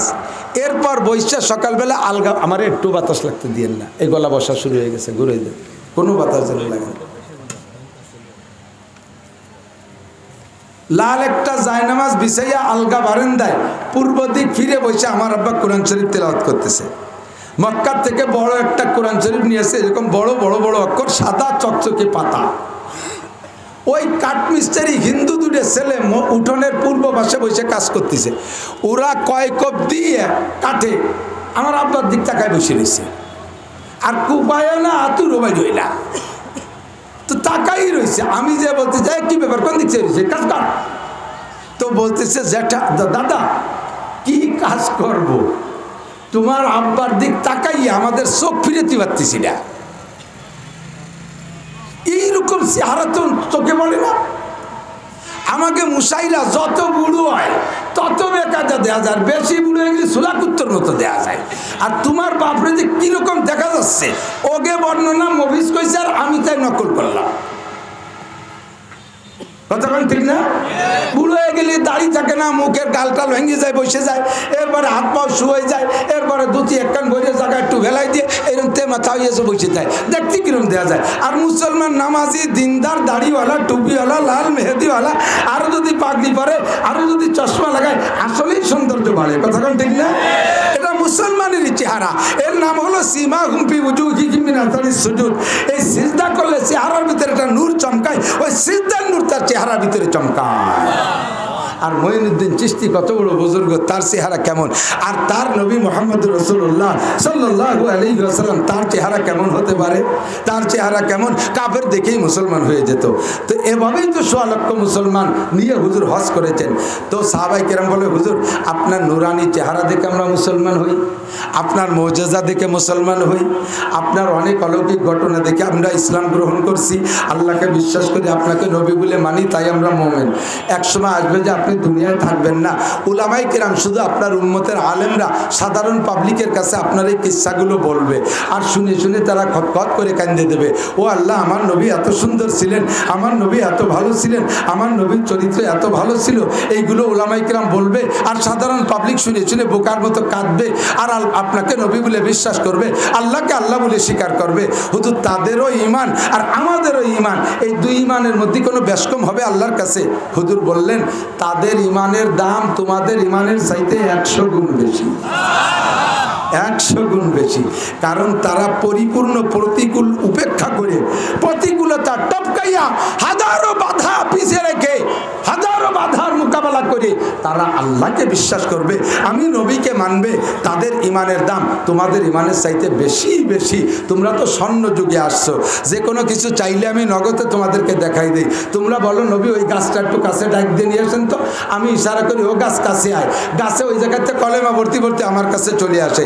তোমরা বলো ওই পাহাড়টার একটু কেসে ডাকে ডেকে কাছে আনেন তো, আমি ইশারা করি পাহাড় এদিকায়, আর পাহাড়ে কলেমা পড়তে পড়তে আমার কাছে আসে। আমি গাছতলা বসে আছি, গাছে সাপে আমাকে ফনা তুলে বাতাস দেয়, সাপে আমাকে ফনা তুলে বাতাস দেয়। এইটা তোমরা চোখে দেখো। তোমরা বলো আঙ্গুল দিয়ে ইশারা দিয়া চাঁদরে দ্বিখণ্ডিত করে জমিনে নামাইতে, আমি তা নামাই দেখাই, এটা দেখে তোমরা বিশ্বাস করো। কাজেই তোমরা হলো নগদে বিশ্বাসী। তোমাদের ঈমান তার চাইতে আমার সেই কালের ঈমান, তার উম্মতরা আমারে দেখবে না, শুধু শুনে শুনে বিশ্বাস করবে, তাদের ঈমানের দাম 100 গুণ বেশি। সুবহানাল্লাহ। কারণ তারা প্রতিকূলে ইবাদত করে। যেমন আমি আর দুই একটা উদাহরণ বলি, আমার দিক তাকান। আমি মৌলানা নাসির বেপর্দা করি না। আমার মাদ্রাসার ছাত্রীদেরকে, শিক্ষিকাদেরকে আমি সামনে করে বসে পড়াই না, দেখি না। কেন দেখি না? না দেখার কারণ হলো আমার মাদ্রাসায় ছাত্রী নাই, মহিলাই নাই, তা আমি দেখবো কি? আমি যদি গল্প দিই আল্লাহ আমি জীবনে কোনোদিন একটা ছাত্রীর মুখ দেখি নেই, আল্লাহকে দেখো নাই কেন? আমি আল্লাহ পাই নাই, তো দেখবো কি? তাহলে এই যে পর্দা করছি, এই পর্দার কারামতির চাইতে কোনো কলেজের শিক্ষক যদি বলে, সহশিক্ষাওয়ালা কলেজের শিক্ষক যদি বলে, আল্লাহ 30টা বছর মসজিদপুর কলেজে পড়াইছি, মেয়ে ছেলেরা সবাই পড়ছে, আমি একটা মেয়ের চেহারার দিক তাকাই নেই, তাহলে ওই প্রফেসরের কারামতি আমার চাইতে 100 গুণ বেশি। কারণ আমি বেপর্দার পরিবেশ পাই নাই, তাই পর্দা করছি, আর উনি বেপর্দার পরিবেশের মধ্যে থেকে পর্দা করছে, তার কারামতি বেশি, তার কারামতি। আমি যদি বলি আল্লাহ আমি জনগণের এক মুঠ মাল কোনোদিন মারি খাই নেই, একটা টোন মারি নেই, মন মারি নেই, করোনার ভাতা মারি খাই নেই, আমি এই আকাম জীবনও করি নেই। আল্লাহ বলবে কেন করো নাই? ওই যে আল্লাহ আমার হাতে আসে নাই, তা খাবো কি? তাহলে এই টোন মারা, মন মারা, রাস্তা মারা, খাল মারা, করোনা ভাতা মারি খাওয়ার যে অপরাধ, ওই অপরাধে আমি অপরাধী না, এতে আমি অত বড় বুজুর্গ না। যদি কোনো চেয়ারম্যান এগুলো মারি না খায়, যদি কোনো মেম্বার মারি না খায়, ওই চেয়ারম্যান মেম্বারেরটা কারামতি। কথা বলেন, সে হাতে পাইয়ে খাই নাই, সে পাইতে খাই নাই, আমি তো পাইনি বলে খাইনি। আমি যদি বলি আল্লাহ জীবনেও কোনোদিন রোডের মাল মারিয়ে খাইনি, আমি পিস খোয়ামো এগুলো কোনোদিন বেশি খাইনি, কেন খাও নাই? আল্লাহ ওর কন্ট্রাক্টারই আমি করি নাই, তা আমি খাবো কি?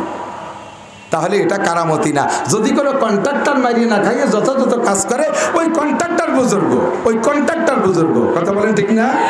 এমনই করে সাহাবায়ে কেরাম নবী পাকের জামানায় ছিল, সে সময় ইসলাম ইমানের পর আমল করা সহজ ছিল, তাই তারা আমল করেছে। এখন আমাদের জন্য হাদিসে পরিষ্কার আছে, হুজুর বলেন এমন একটা সময় আসবে, মুসলমান আমার দিক তাকান, এমন একটা সময় আসবে যে হাতের উপরে আগুনওয়ালা কয়লা, হাতের উপরে আগুনওয়ালা কয়লা রাখা যত কঠিন হবে, ঈমান ধরে রাখা তার চেয়ে কঠিন হবে। এখনই কিন্তু সেই সময়, এখনই সেই সময়, ঠিক না? একই কলেজে পড়ে যুবক, একদল যুবক আর যুবতী 14ই ফেব্রুয়ারিতে মোটরসাইকেলে জোড়া বাঁধতে চলে গেল, আর সেই জায়গা আর একদল যুবক, আর একদল যুবতী, যুবকরা ওযু বানাইয়া জামা টুপি পরে মসজিদে চলে গেল, আর যুবতীরা বোরকা পরে বাসায় চলে গেল।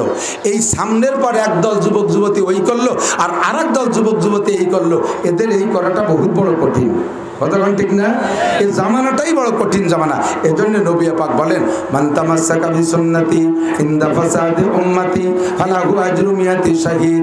যে সময় দুনিয়া থেকে সুন্নতগুলো মিটে যাওয়ার সম্ভাবনা দেখা দিবে, মুসলমানের অলসতার কারণে, অমুসলমানদের অপকৌশল অপচেষ্টার কারণে সুন্নতগুলো ভিতর থেকে বিলুপ্ত হতে থাকবে।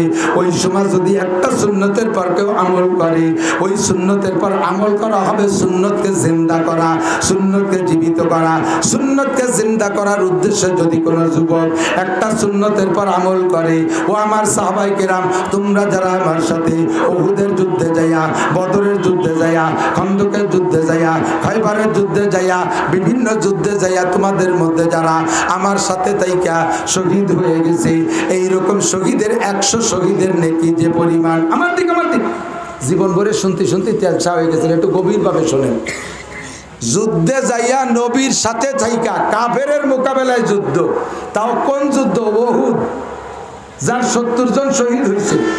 বদরের যুদ্ধ, বদরের যুদ্ধে 14 জন শহীদ হয়েছে, আর বাকি 309 জন, 309 জন জীবিত ফিরে আসছে।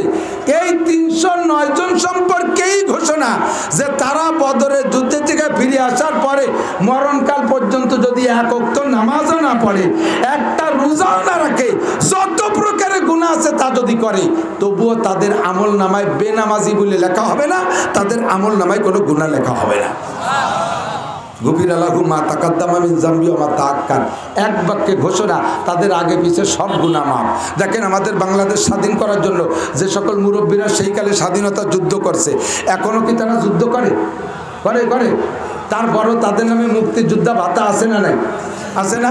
কেউ ডাইরেক্ট যুদ্ধ করে, কেউ উস্তে কুচে খাওয়াইছে যুদ্ধাকে, কেউ একটু পানিয়া করে খাওয়াইছে, এভাবে মুক্তিযোদ্ধা হয়ে গেছে। তারপরও সেই নামটা যে পাইয়ে গেছে, ওই নাম ধুয়ে খাচ্ছে আল্লাহর রহমতে, তাকে নামে কুঠাও তৈরি হয়ে গেছে। একটু বাংলাদেশ স্বাধীন করতে তাদের এত সম্মান, আর ইসলামকে স্বাধীন করার জন্য বদরের যুদ্ধ, আল্লাহ পাক এই যুদ্ধটাকে এত পছন্দ করেছে যে মুজাহিদিনরা মরাকাল পর্যন্ত কোনো গুনাহ করলেও তা লেখা হবে না, তারা নামাজ না পড়লেও বেনামাজি লেখা হবে না। আর সেই জায়গায় যে 14 জন শহীদ হয়েছে, তাদের মর্যাদা কত বেশি। নবীকা ওই রকম শহীদের 100 শহীদের যে নেকি তোমরা শেষকালে বর্তমান জামানায় যুবকরা, বৃদ্ধরা, নারীরা, পুরুষরা একটা সুন্নতের পর আমল করলে সেই পরিমাণ নেকি। আমরা যখন বয়ান দেই আপনাদেরকে, জেহাদের বয়ান শুরু করব, এখনই যুবকদের ভিতরে রক্ত তুফান খেলবে। জেহাদের বয়ান শুরু করলে এখনই এমন বয়ান দিতে পারি আল্লাহর রহমতে যে এই মুহূর্তে যাইয়া দাউ কাছি খুন্তা কুরল যা আছে তাই নিয়ে ঝাঁপাই পড়বে কাফেরদের উপরে, এমন বয়ান আমরা দিতে পারি। তাহলে নবী পাকের নুরানি বয়ানটা কেমন ছিল? নবী পাকের নুরানি বয়ান কেমন ছিল? নতুন স্ত্রী বিয়ে করে রাত্রে নিয়া মাত্র রাতের অর্ধেকখানিক পর্যন্ত স্ত্রীকে নিয়ে বাসরের আনন্দ করেছে, বাকি রাত রয়ে গেছে, বাকি জীবন রয়ে গেছে। স্ত্রীটা সুন্দরীতে কোনো অভাব নেই, আর স্বামীটাও সেরকম সুঠম বডির অধিকারী। রাত দুপুরের সময় আওয়াজ আসছে, বিলাল হাবশী রাদিয়াল্লাহু তাআলা আনহু এলান করতেছেন মদিনার ভিতর দিয়ে, আল জিহাদ, আল জিহাদ, আল জিহাদ। স্বামী ঘরের ভিতরে থেকে আওয়াজ শুনে স্ত্রীকে বলছে, কেমন যেন জিহাদ শব্দের আওয়াজ কেমন যেন বিলালের কণ্ঠে শোনা যাচ্ছে, আমি কি একটু বেরিয়ে দেখব? আচ্ছা ঠিক আছে, যান দেখে আসেন। ঘর থেকে বাইরে বেরোয় শোনে ক্লিয়ার বিলাল আওয়াজ দিচ্ছে, আল জিহাদ, আল জিহাদ। এই জিহাদের সেই যুদ্ধটা ছিল ওহুদের যুদ্ধ। এই ওহুদের যুদ্ধ, ওহুদ হলো মদিনার একেবারে গায়ে। হাদিস সাহেব যারা গেছেন তারা দেখেছেন। আমার বুঝ মতো ওটা উত্তর দিক বলে মনে হয়। ওই জায়গা হলো মদিনা, কি বলা হয় ওহুদ। এই ওহুদের ওই জায়গা আবু সুফিয়ান কয়েক হাজার সৈন্য নিয়ে আইসা ওরা অবস্থান তৈরি করে ফেলাইছে। খবর পাইয়া নবী পাক শেষ রাত্রে রাত দুপুরের পরে এলান করছে বেলালকে দিয়ে, সাহাবাই কেরাম যে হালাতে আছে ওই অবস্থায় বেরোয় গেছে। এই সাহাবা স্ত্রীকে নিয়ে আনন্দ করার পরে তার গোসলও ফরজ হয়ে গেছে। বাইরে যে আওয়াজ শুনছে, বাইরের থেকে স্ত্রীকে বলতেছে, তুমি ভিতরে থাকো, তুমি সময় মতো গোসল করে নামাজ পড়ো। নবী পাক ডাক দিয়েছেন, নবী ডাক দিয়েছে, আল্লাহর পক্ষ থেকে জিহাদের আওয়াজ আসছে, আর আমাকে ঘরে ঢোকা ঠিক হবে না, আমি এখান থেকে চলে যাচ্ছি। আমার স্ত্রী, তুমি আমাকে মাফ করে দিও, আমার যদি কোনো অন্যায়তে কিছুক্ষণের জন্য তো কষ্ট পেয়ে থাকো আমারে ক্ষমা করে দিও, আমি জিহাদে চলে যাচ্ছি। স্ত্রী বললেন, আমার কোনো বাধা নাই, নবী পাক যেখানে ডাক দিয়েছে প্রয়োজন হলে আমিও যাব আপনার সাথে, তবে আপনি একটু গোসল করে যান। আপনি যদি ময়দানে গিয়ে শহীদ হয়ে যান, শহীদদের তো গোসল করানো ছাড়াই দাফন করতে হয়, তবে যদি আগের থেকে গোসল ফরজ থাকে সে গোসল করাই দিতে হয়। আপনার গায়ে শহীদি রক্ত, এটা যদি গোসল করা ধুয়ে সাফ করে বেরানো হয়, কিয়ামতের ময়দানে আপনি রক্তবিহীন উঠবেন। অথচ হাদিসে আসছে, আল্লাহ নবী বলেন, তামুতুনা কামা তাহইয়াউন, তোমার জীবন হবে যেমন, মরণ হবে তেমন। অতুহশারুনা কামা তামুতুন, যেমন তোমার মৃত্যু হবে হাসর হবে তোমার তেমন। আর শহীদদের গায়ে যে রক্ত থাকবে, আল্লাহু লাউনুদ্দাম আর রিহু রিহুল মিস, গায়ের রক্ত হবে রক্তেরই মতো, কিন্তু হাসরের মাঠে ওই রক্ত থেকে মেশকর ঘিরান আসবে। আর আপনি অবস্থায় চলে গেলে আপনাকে গোসল করাইতে হবে, গোসল করাইলে তো আপনার রক্ত গায়ে থাকবে না, আপনি সে কিয়ামতের ময়দানে ফজিলত থেকে বঞ্চিত হবেন। ও আমার স্বামী, প্রিয় স্বামী, আসেন আপনারা আমি একটু গোসল করাই দিই। উনি বললেন, তোমার যে রূপ, তোমার যে চেহারা, ঘরে ঢুকলে তোমাকে দেখে আমি হয়তো দুর্বল হয়ে যেতে পারি, শয়তান এবারে ধোঁকা দিতে পারে। আরে আরো জেহাদ সামনে আসবে, সেদিন যাই, আজকের জেহাদ যারা যাচ্ছে তারা করুক, তুই তো নতুন স্ত্রী নিয়ে আসছিস, তুই পরে একদিন জেহাদ করিস, এমন করে আমারে বুঝ দিতে পারে। আমার স্ত্রী তুমি আমার মাফ করে দাও, তুমি আমার অনুমতি দাও, আমি চলে যাচ্ছি জেহাদে। আর সেখান থেকে জেহাদে গেলেন, আর সেখানে গিয়ে শহীদ হয়ে গেলেন। নাম তার হামজালা রাদিয়াল্লাহু তাআলা আনহু। ও যুবক, তুমি একটু ভাবো যে এত সুন্দর স্ত্রী ঘরে থাকতে সেই স্ত্রীকে ফেলে রেখে জিহাদের ময়দানে শহীদি তামান্না নিয়ে যেতে পারে।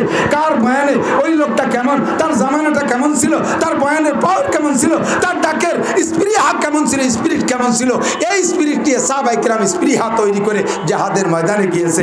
এইরকম শহীদের 100 শহীদের সওয়াব পাবা। যুবক, তুমি কলেজে পড়ে যদি 4টে দাড়ি রাখো, তুমি কলেজে পড়ে যদি একটু সুন্নতি পোশাক পরো, তুমি বিশ্ববিদ্যালয় পড়ে যদি একটু টুপি পরো, যদি তুমি এই জেনারেল পড়াশোনা করার ভিতর যে যদি তুমি একটু পর্দা করো, যদি তুমি মোবাইল ফাংশনের নোংরামি থেকে তোমাকে বাঁচায় রাখতে পারো, যুব সমাজ যে নোংরামি করে গাঁজা, ইয়াবা, ফেন্সিডিল, হিরোইন, এর থেকে তোমাকে বাঁচায় রাখো। 14ই ফেব্রুয়ারি সহ যত আকাম আছে, যত অনুষ্ঠানগুলো আছে, সমস্ত অনুষ্ঠানের ভিতরে গুনাহ আছে।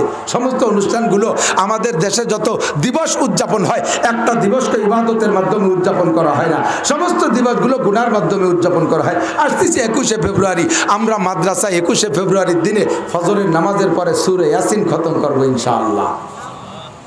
আমরা দিনব্যাপী শহীদদের যদি ভাষা আন্দোলনের জন্য যারা মারা গেছে তারা যদি শহীদ হয়, তাদের রুহের মাগফিরাত, তাদের মর্যাদা, শহীদি মর্যাদার জন্য আমরা দোয়া করব। কিন্তু আর কারা কি করবে? যুবক যুবতী রাতভর খালি পায়ে হাঁটবে। খালি পায়ে হাঁটলে কি একটা নেকি না, আজ করলে কি হয়?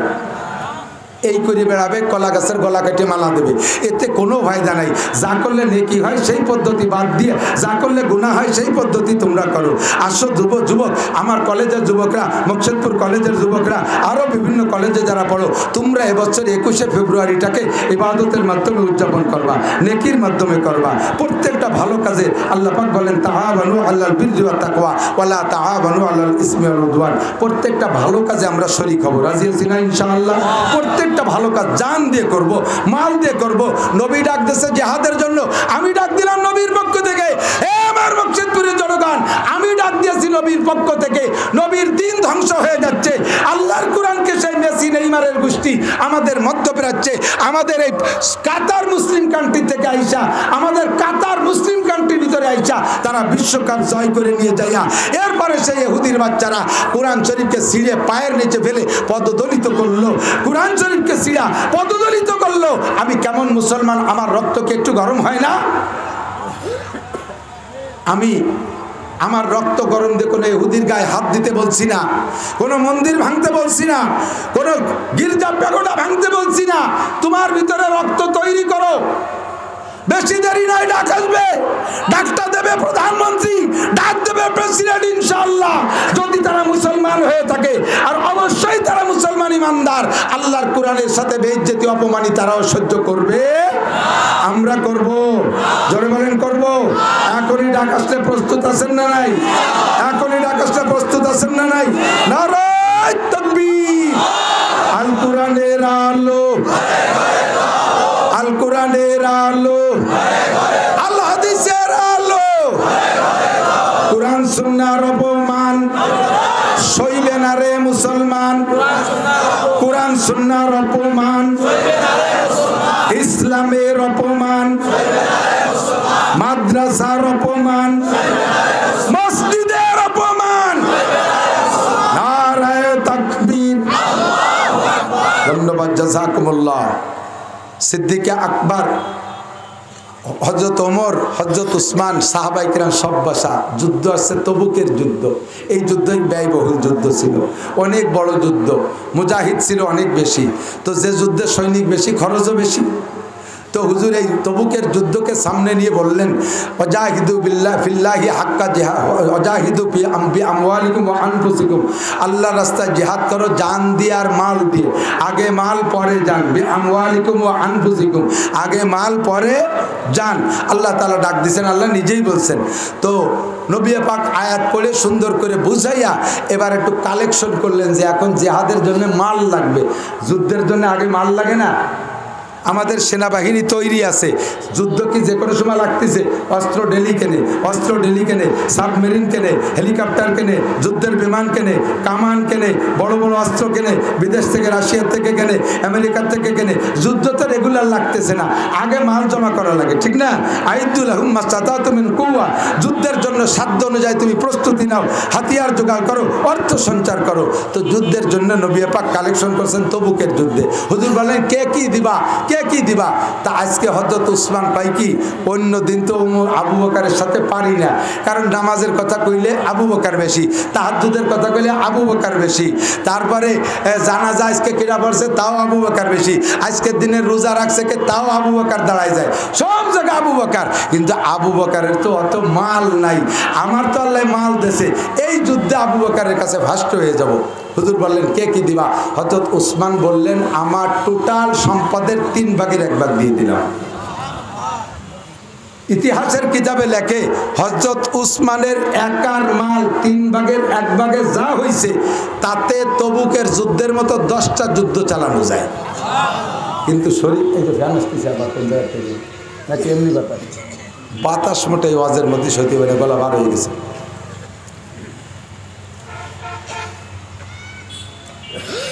হযরত উসমান দিলেন টোটাল সম্পদের 3 ভাগের 1 ভাগ, তাতেই হয়ে যায়, কিন্তু শরীর তো সবার থাকতে হবে।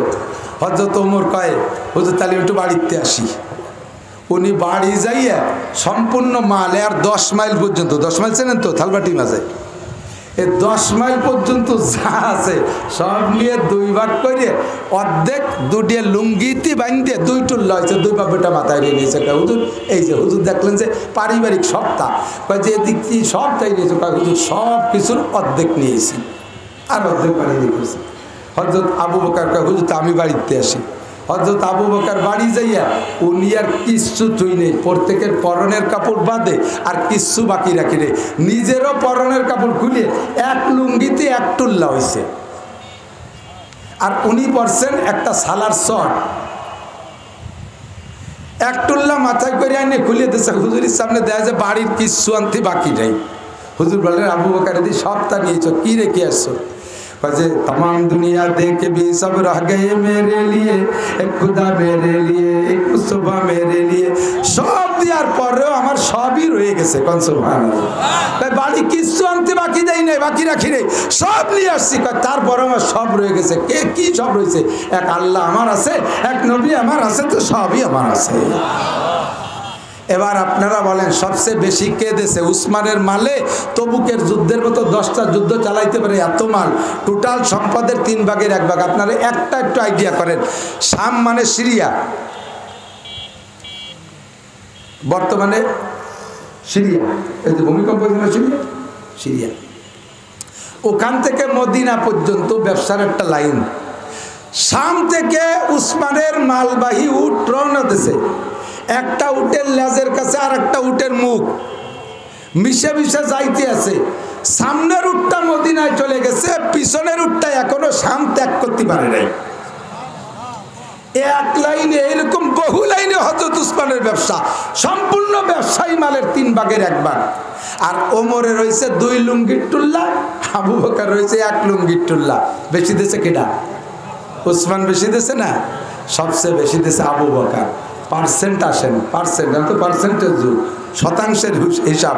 শতাংশে হযরত আবু বকর 100, হযরত ওমর 50, হযরত উসমান 33।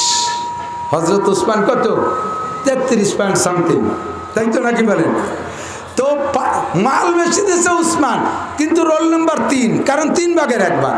মাল কম দিয়েছে ওমর, কিন্তু পার্সেন্টও অর্ধেক, কাজেই সেকেন্ড। মাল তার চেয়ে কম দিয়েছে আবু বকর, কিন্তু পার্সেন্টে 100।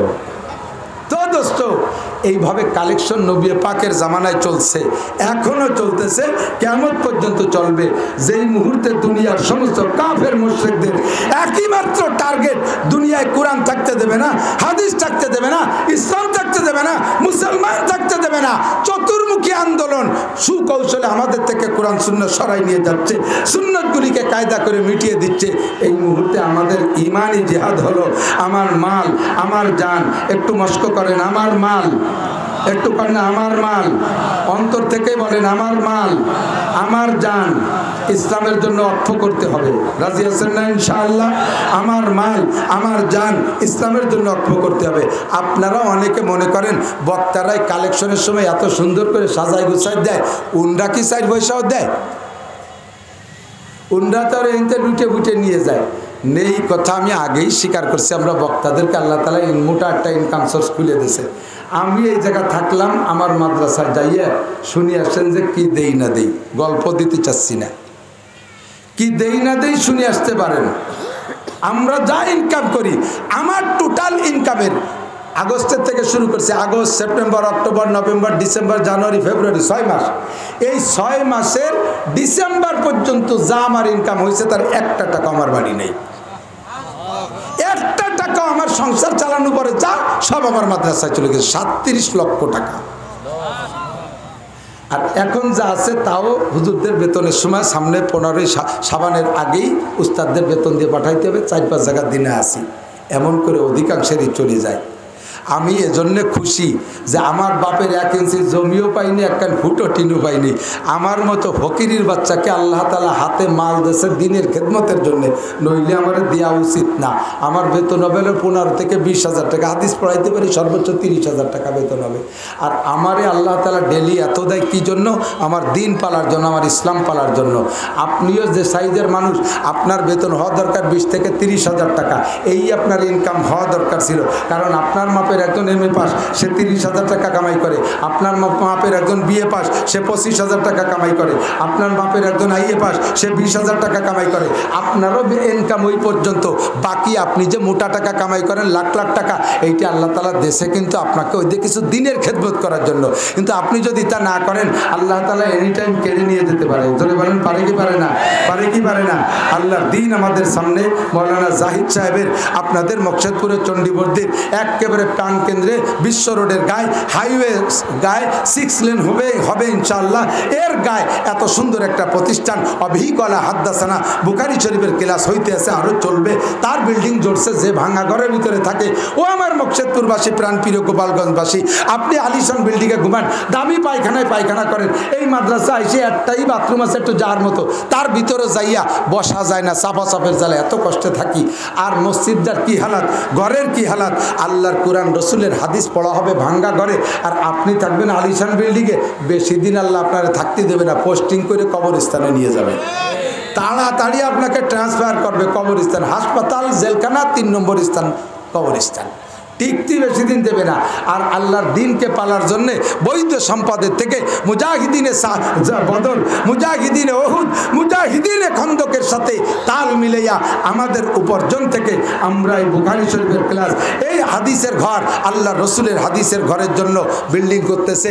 ওর জন্য আমরা ইনশাআল্লাহ জানমাল দিয়ে শরীক থাকতে রাজি আছি না ইনশাআল্লাহ? আল্লাহ আমাদের তৌফিক দান করে বলেন আমিন। ওনার 36টা পিলার লাগবে। একটা পিলার 3 তলা না 4 তলা পর্যন্ত একটা পিলার করতে ফাউন্ডেশন থেকে নিয়ে 60,000 টাকা করে লাগবে একটা পিলারে। পিলারগুলো যদি খাড়া করতে পারে ভীম সহ, এরপরে উনি মৌলবী মানুষ, ওই ইট ফাইট খেলে এক জায়গাতে খয়রাত ময়রাত করে আনি ঝুলিয়ে গেতেন, নতি পারবে না ঘিরে। আমরা একটু RCC পিলার আর একটু ভীমগুলো একটু করে দেব। আল্লাহ আমাদের তৌফিক দিক, সবাই বলেন আমিন। যদি কোনো আল্লাহর বান্দা থাকেন যে আমার আব্বা মারা গেছে, আমার মা মারা গেছে, ওনাদের জন্য আমি জান্নাতের মধ্যে একটা পিলার গাড়বো, একটা জান্নাতের মধ্যে একটা পিলার গাড়বো।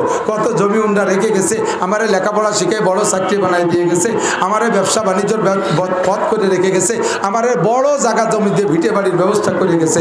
আমার আব্বা আমার জন্য